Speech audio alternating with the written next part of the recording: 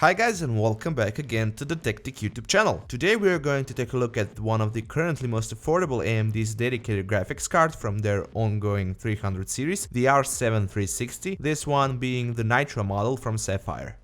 As you can see, the product box is really small and simple, nothing too flashy. On the front we have a quick overview of a couple of important features, like the fact that this model is factory overclocked and carries 2GB of video RAM. The back side doesn't reveal too much, just some talk about the series, while on the right side you can see listed system requirements and some basic specifications. Opening up the box, from the bundle you'll get your usual user manuals, promotional materials, and an optical disc with drivers and software, DVI to VGA adapter, and of course the graphics card itself.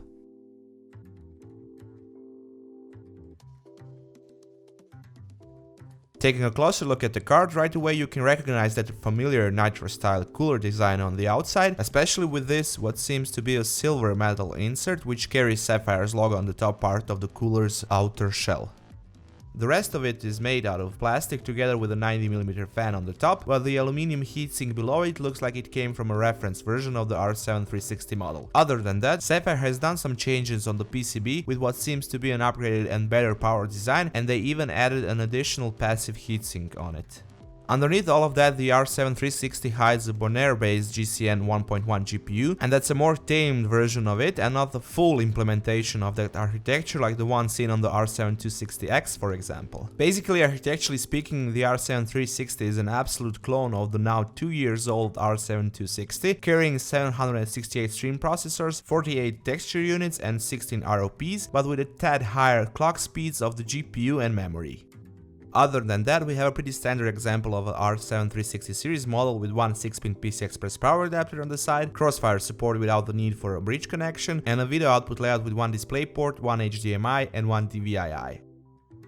Since performance figures of the R7 260 are well known from before, you can easily expect what kind of performance will R7 360 deliver, bearing in mind those higher GPU and memory clock speeds. On top of that, we also have the fact that the card is factory overclocked from the Sapphire side, so the bump in performance is somewhat noticeable in comparison to the last generation. As you can notice, we also put a Gigabyte GTX 950 WindForce model next to the Sapphire's R7 360 Nitro model in the charts, since we just recently did a review of it, and since they are not that far apart price-wise, and this way you'll get a better perspective on how strong the card really is. Overall, the performance of this series is on the verge of playable when it comes to 1080p resolution in high settings, which is actually expected for a $100 graphics card, but on the other hand, it's also somewhat impressive since you can see it roaming around 25 to 30 FPS in benchmarks and games. Of course, most of you won't consider this for a fluid gameplay, neither would I for that matter, but you can always dumb down the settings to medium or low, and with that you'll get a decent jump in frames.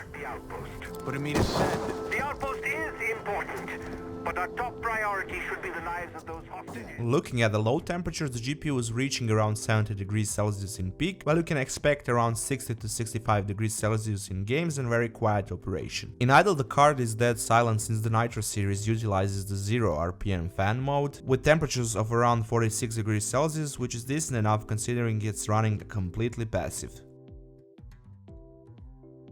Thank you guys once again for checking out our unboxing and review of the Sapphire's R7 360 Nitro graphics card. Feel free to give us a thumbs up if you like this video, leave a comment down below if you have any questions about the product, and of course, if you would like to see more content like this, you can subscribe to our TechTech YouTube channel, or you can check out our other videos from before.